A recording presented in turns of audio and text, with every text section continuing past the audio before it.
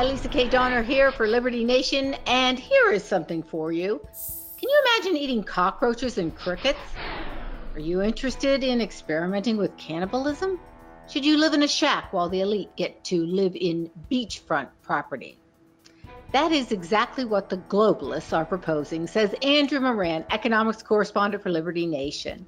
In an article called The Fatal Conceit of Globalists, Andrew discusses how the anointed are practicing the fatal conceit. People who believe they can centrally plan the world in what they deem to be right and just. There's just one problem. They're not practicing what they preach. We have more with our guest. Welcome, Andrew. How are things in Toronto? They're great. Thank you for having me. All right, so give us the skinny. Oh, come on, you're making this stuff up. Cannibalism and insects and blah. Well, no, I wish I were making it up. It actually all started from an article that Onar Am did. He wrote an article about the United Nations IPCC report, and it was talking about how the planet needs to farm less meat, so that everyone needs to eat less meat. People should start considering a bug diet.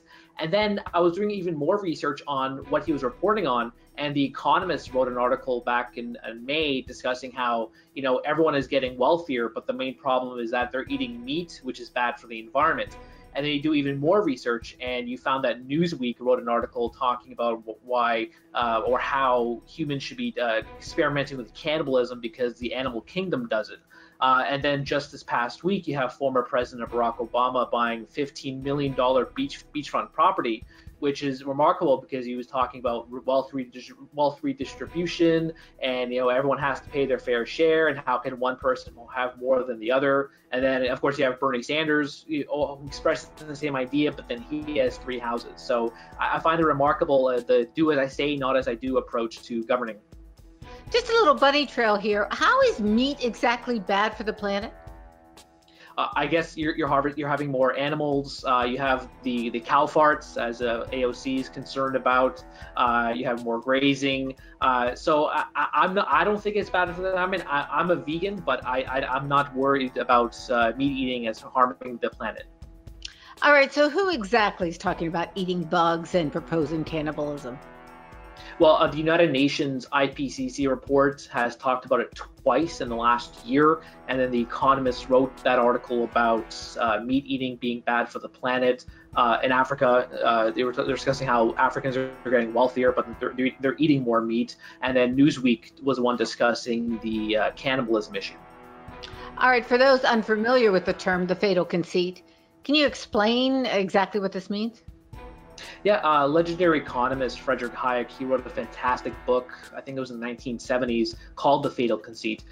And essentially his premise was what you mentioned at the beginning of how the anointed or the elite think that they can centrally plan the economy and the rest of the world, but they can't because there's too many factors that go on in everyday lives. I like to use his spontaneous order as to define what the fatal conceit is, because if you go to an ice rink, for instance, and you have someone trying to direct everyone of where to go in the ice rink, you're gonna have people falling down.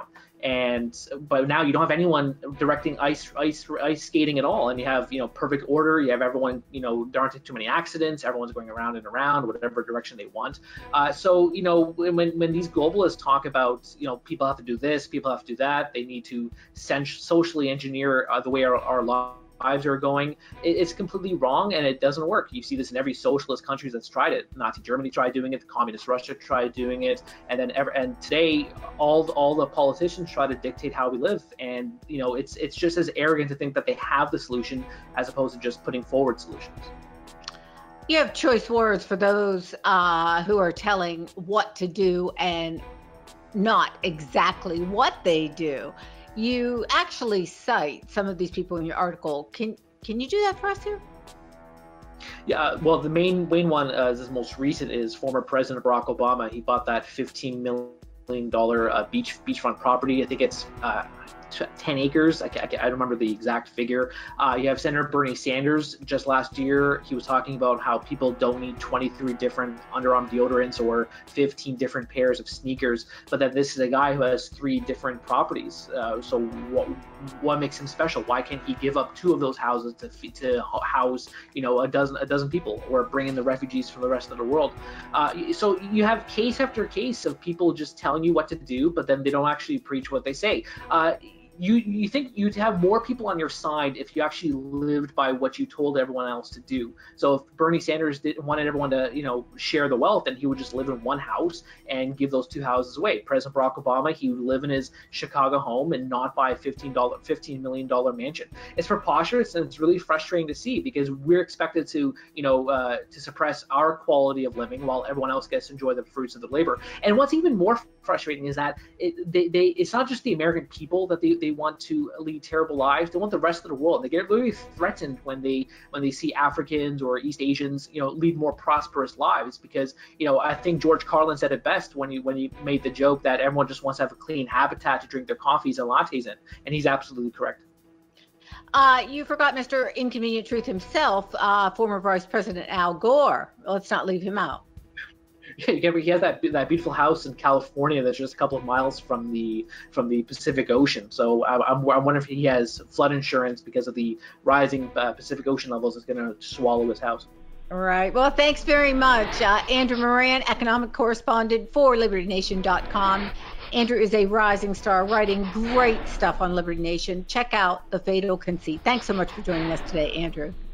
Thank you for having me.